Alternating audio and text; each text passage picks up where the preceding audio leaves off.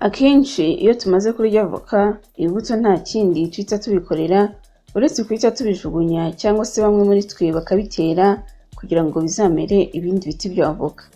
Ese wari uzi ko ibiti bya avoka bishobora gutuma ugira isura nziza, umusatsi mwiza, ndetse ko bishobora gutuma ukira indwara cyangwa se kurinda indwara nyinshi zitandukanye nka kanseri, umuvuduko w'amaraso, imatwi, ndetse bikanagabanya uburibwe bw'igifu.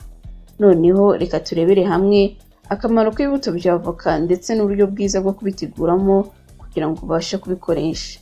Mbere yuko dutangira ndakwibutsa gukora subscribe niba utarayikora, ndetse ngusaba kuza kurangiza ino video kugira ngo ubashe gusobanukirwa byinshi ndetse no kumenya byinshi utari uzi ku bibuto bya avoka.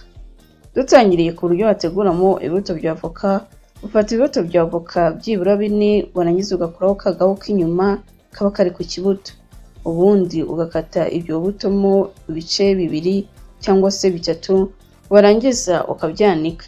Iyo ubonye bimaze kuma neza uhita ubikoramo ifu ukoresheje isekuru cyangwa se lap.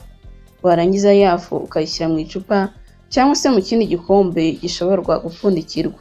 Uretse kuba wanywa ifu y'ibibuto bya avoka, ushobora kubikoramo mask ufashe ifu ukayivanga n'ubutaka bw'ibumba, warangiza ukabisiga mu isura yawe, ukirinda kuba wabishyira mu maso yawe. Hanyuma nyuma y'iminota 15 koga mu isura yawe maze ukihanagura ubundi ukisiga amavuta. Ibibuto bya avoka kandi birinda indwara z'uruhu ndetse bikanagabanya no gukakarara k'uruhu, bityo bigatuma umuntu ahorana itoto. Aho ufata ikiko kimwe cy'ifu y'ibibuto bya avoka warangiza ukakivanga n'ikiko kimwe cy'amavuta ya olive, hanyuma ukongeramo ikiko kimwe cy'ubuki, ubundi ukabisiga umubiri wose. Ubundi ugategereza iminota 15 hanyuma ukabona gukaraba umubiri wose. Ibi wabikora nka rimwe mu cyumweru cyangwa se 2 muri buri cyumweru. Ikindi kandi ushobora gukoresha ifu y'ibibuto bya avoka mu musatsi urwanya imvuvu kuko bizi ko bifite fungicidal properties.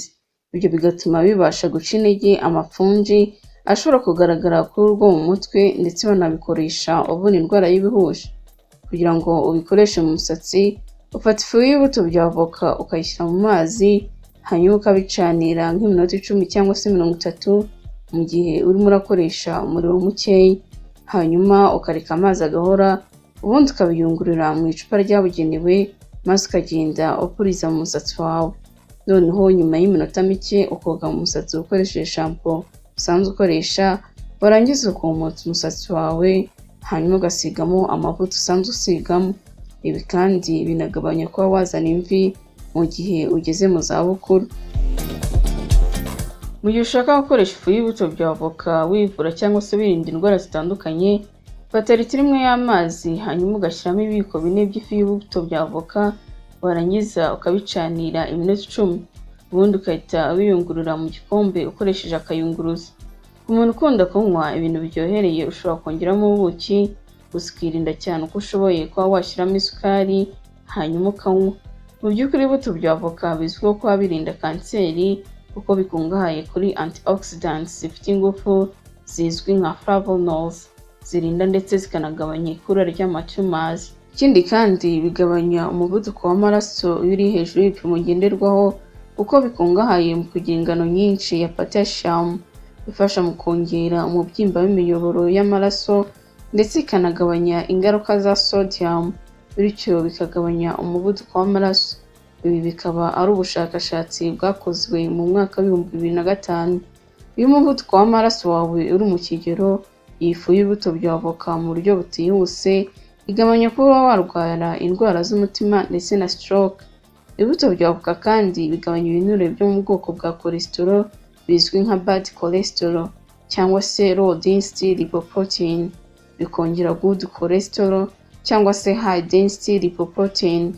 Ibyo bikarinda indwara z'umutima ndetse bikanarinda umubyibuho ukabije.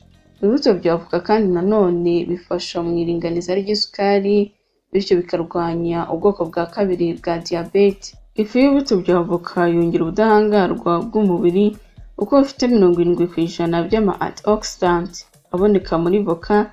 Ibi bikaba ari ubushakashatsi bwakozwe mu mwaka wa 2004 bukozwe na University ya Singapore, bwemeza ko Antioxidant umuntu arya muri voka biba ari nkeya cyane bigereranyijwe na antioxidant ziboneka mu kibuto cya voka.